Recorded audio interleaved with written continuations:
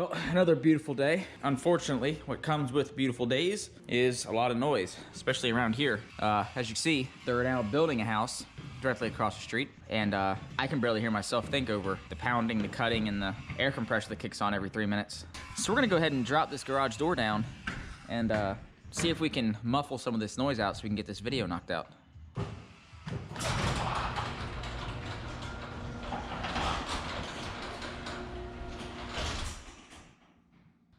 Well, that definitely quiets it down some. So let me go ahead and hit the lights. And we're good. All right, guys, so welcome back. So what we're gonna do today is we're gonna install those catch cans that I've been talking about for a while. Now that I have the space in the engine bay to do so, I think we can knock this out pretty easy.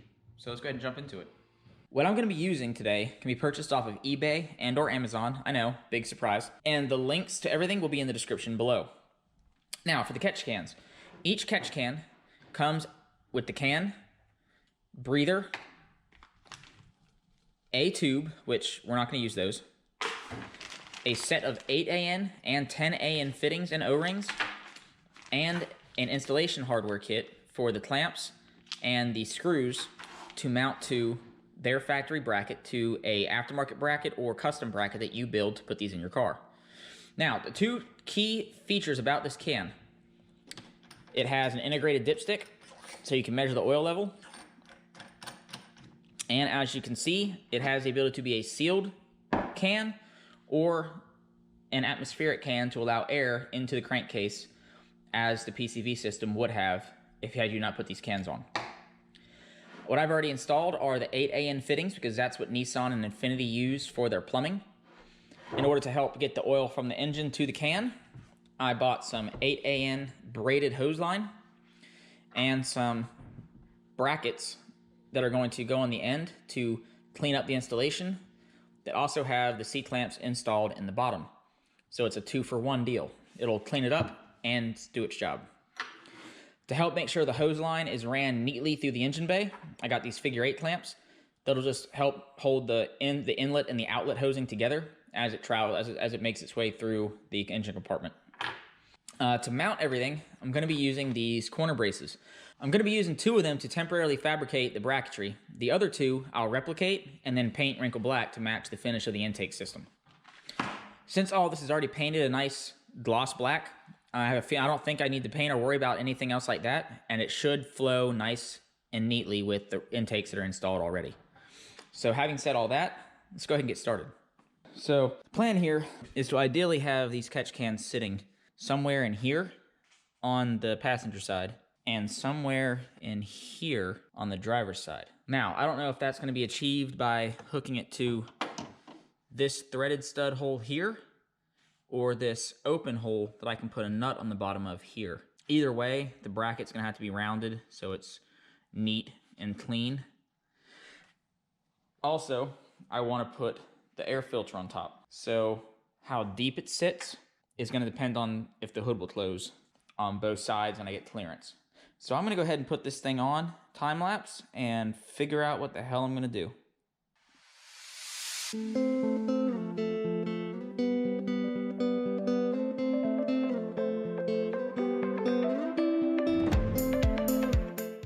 All right, so the first hole works pretty well, the threaded one.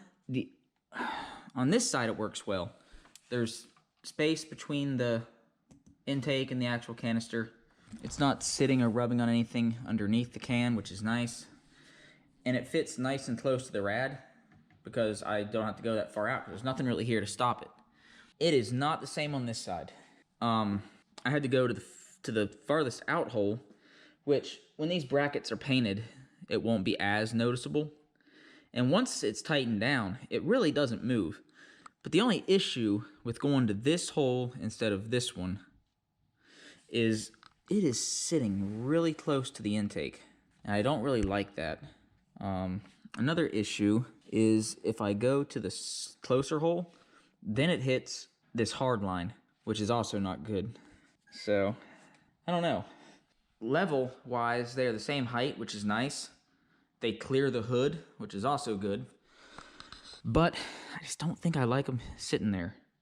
So I'm going to play with these holes here now and see if they work just as well. Because if they do, it'll push this over into this section a little more than back here. So, yep, let's keep going.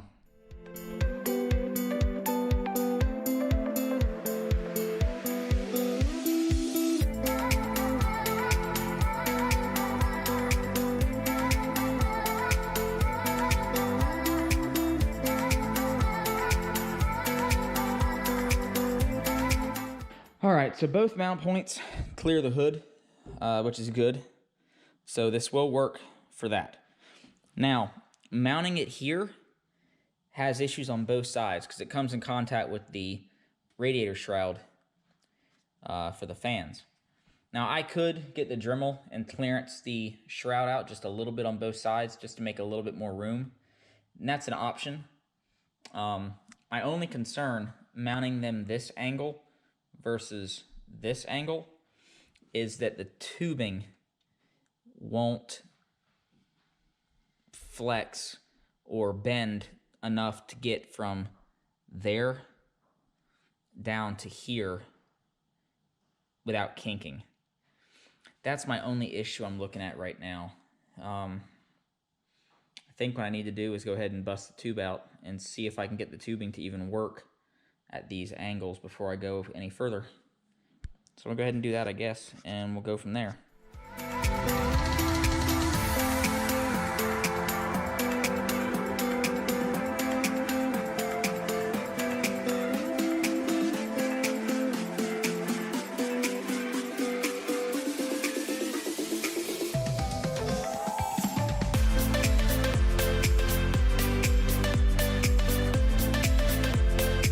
Alright guys, so I noticed the camera died on me while I was recording, but update, while I was running the tubing, I realized that I could raise this passenger side catch can up higher on the mount, which thus allowed me to bring the mount closer in, mounting it to the first hole instead of the second hole.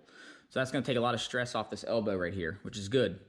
I was then able to slightly adjust the angle that this can sat and get the tubing to run nice and neatly without any binding. Now, as for the driver's side, it took a little more work than the passenger, but once I finish up, it should be good to go as well. So I readjusted the height of the can on the bracket, and when I went to place the can, I realized that it was hitting on this little square right here. Now, what this square was, it used to be a mount for a wire clip that held this wire harness in place. Now, originally, this wiring harness ran above these hard lines, was clipped there, there, and then plugged in there. What I did, I disconnected the plug, pulled this clip out, pulled that clip out, ran the wiring harness under the hard lines, and basically reinstalled the clip in a spare clip mount that was on the frame down here below the hard line. By doing that, I was able to eliminate this clip completely and then plug this right back into the factory spot. So now, I'm going to get the Dremel out. I'm going to cut this square off, so that way I can clear my catch can, since the only thing this was used for, again, was just to house a clip.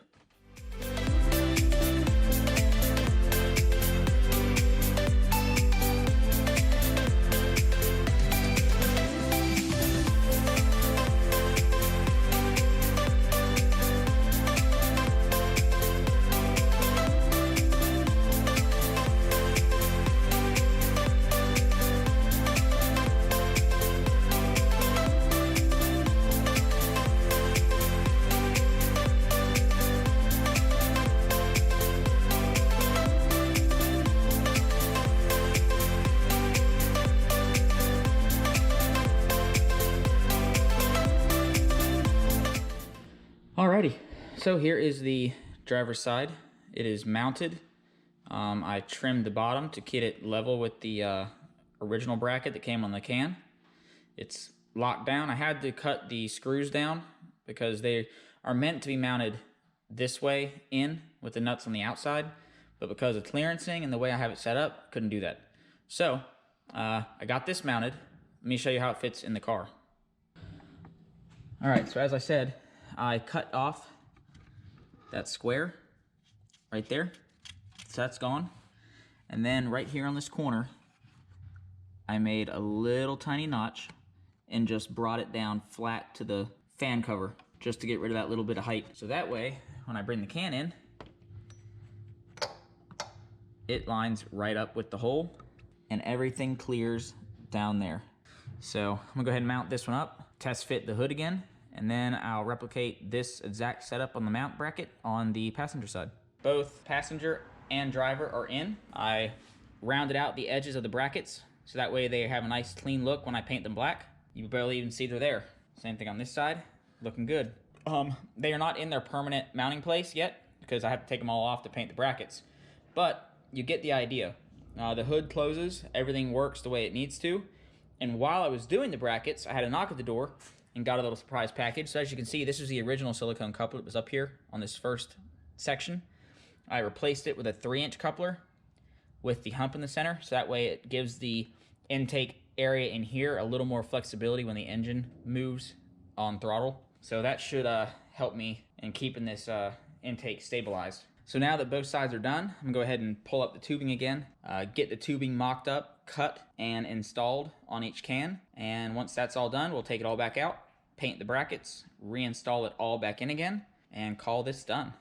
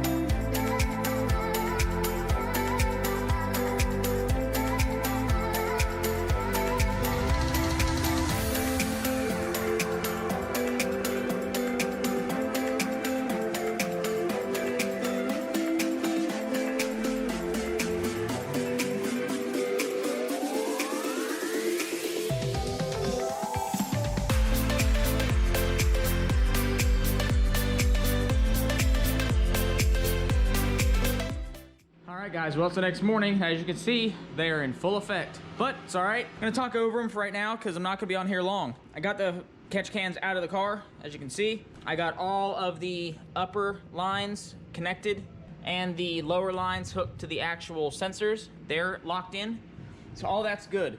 All I have to do is finish the cans. So for the cans, I've already taken the brackets off. As you can see, I've went through and reconfirmed all of my tightness on these. I applied Teflon tape to all of the bungs so that way they don't leak. I went and bought some rubber washers so that way when I paint the brackets and I go to reinstall these, I don't mess up the paint on the bracketry. And so now I'm gonna take these brackets, take them into the paint room and wipe them off and hit them with the Wrinkle Plus and then let it do its job.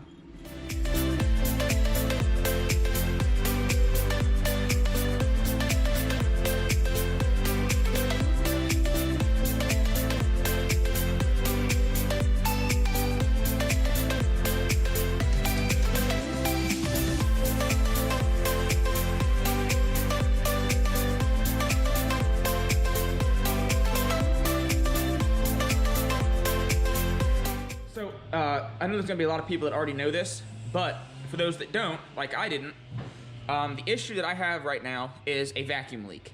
And the vacuum leak is coming from the intake manifold when the car is running. The air is essentially pushing through the outlet line and coming out of the filter, which is causing the rough idle. Now, I didn't know anything about catch cans before I installed this system.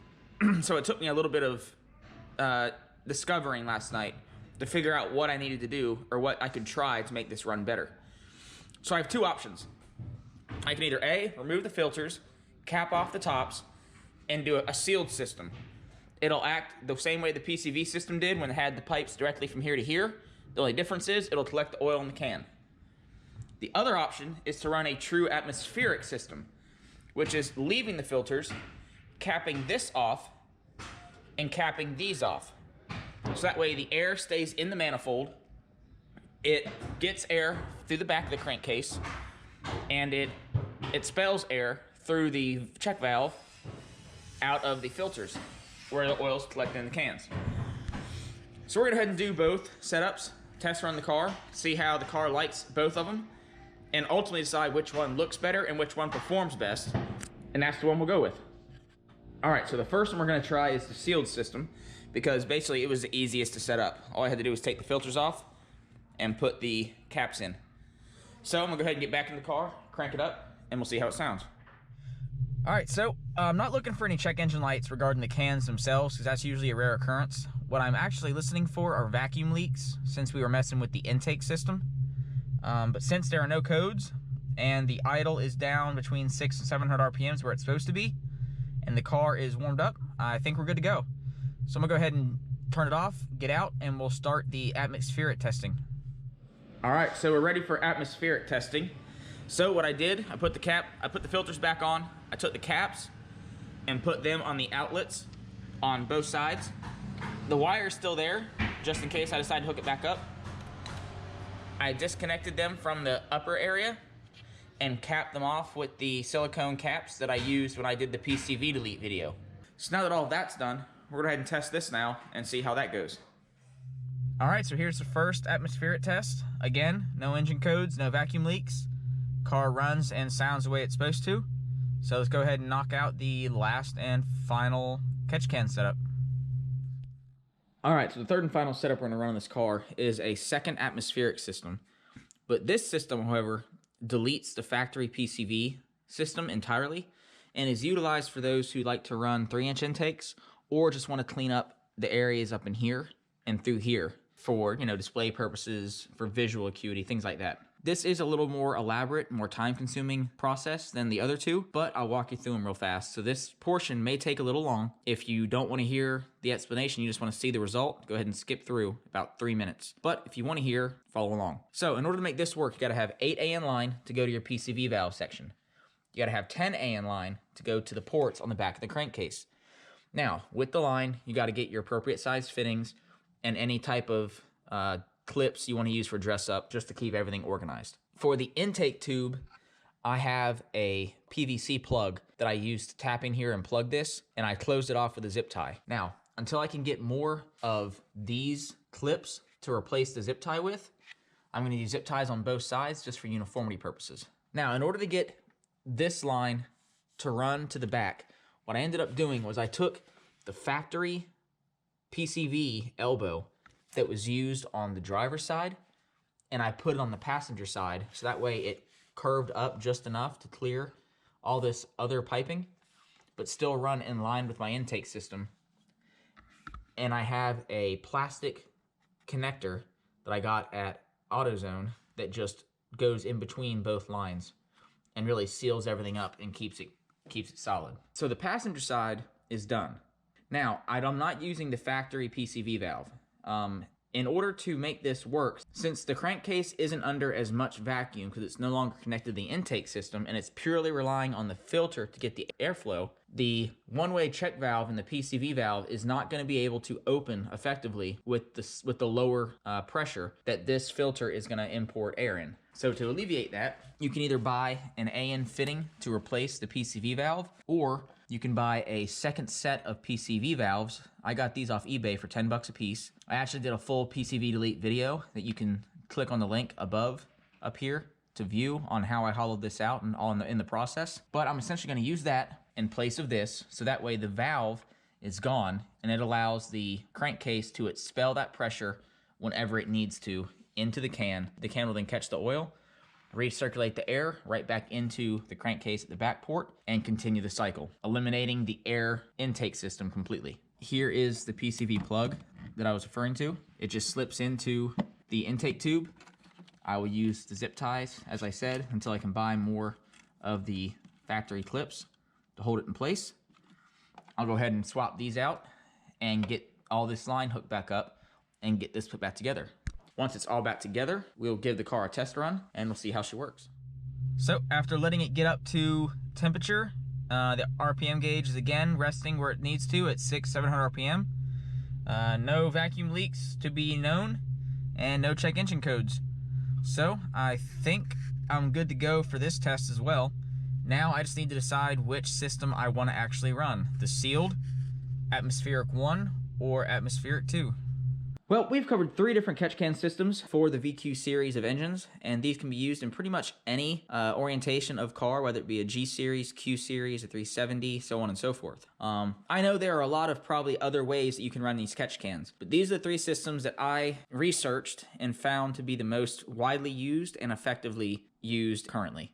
Each one has its own pros and cons. If you want to run your PCV system and keep the car as factory as possible, running the sealed cans from here to here and there to there and removing the filter is probably your best bet. It will catch oil in the can before it gets to the air intake system and minimize oil consumption into the intakes. If you want to run an atmospheric system and eliminate oil completely, you can cap these off, run your inlets to the PCV valve, and then tap this, put a filter on, and you're good to go.